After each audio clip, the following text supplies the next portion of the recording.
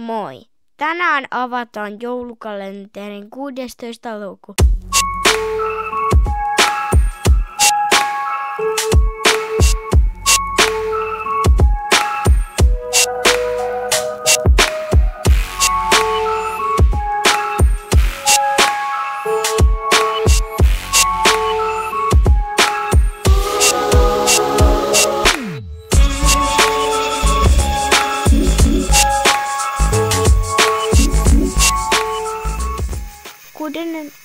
Toista lukusta tuli AT-kävelijän kuski Pekka.